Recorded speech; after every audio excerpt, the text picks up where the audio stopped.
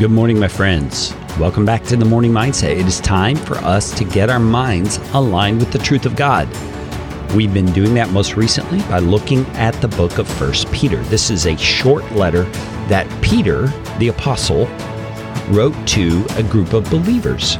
He's writing to encourage them, to instruct them about their faith, and to give them hope and stability in the world in which they live, because their culture was in many ways like our culture. It was antagonistic toward Christ. It was resistant to his message. And this book is full of references to the kinds of difficulties we experience as believers when we live in a place like that. And Peter is giving them very practical instruction. You see, these people in particular lived in a place called Rome, where there were governors and authorities and rulers who were not from a Christian worldview. In fact, they were from what's called a polytheistic culture. They believed in many gods, and they actually worshipped many gods. There were temples all over to the various gods that they worshipped. And among that worship was the emperor. The emperor was believed to have been divine in some way, and citizens of Rome were to worship him. And so the verses that Peter is about to say, the statements he's about to make, are very strange statements at first when you hear them, because you would think Christians would become kind of militant or maybe even hostile toward that kind of behavior, because it's so opposite of their faith in Jesus Christ, the one true God.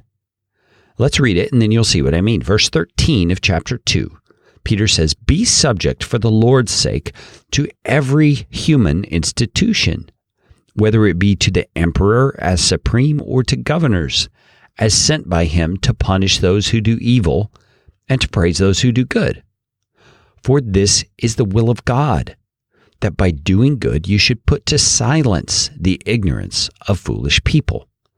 Live as people who are free, not using your freedom as a cover-up for evil, but living as servants of God. Honor everyone. Love the brotherhood. Fear God. Honor the emperor." Wow, what a statement coming from a man who is a follower of Christ, who in the Roman definition was a rebel and a criminal who they put on a cross. What's behind Peter's instruction? What's behind this attitude of submission? Well, it's a desire to draw others to the change that Jesus Christ can make in a person's life. You see, he's saying, live your life in a winsome way. You want to put to silence their ignorance as they confuse you with the other rebels in the culture who are not motivated by good motives, but rather bad. See, the Christian motivation in culture is to point to the glory of God and nothing else. You see, Peter wanted these readers of his letter to understand that they had a significant part in redeeming the culture, and that redemption came very simply through the way they lived. Now, I believe in speaking about our faith, being bold when the time comes. But Peter seems to be making the point, just as important and perhaps more important is the way that you live among the people around you.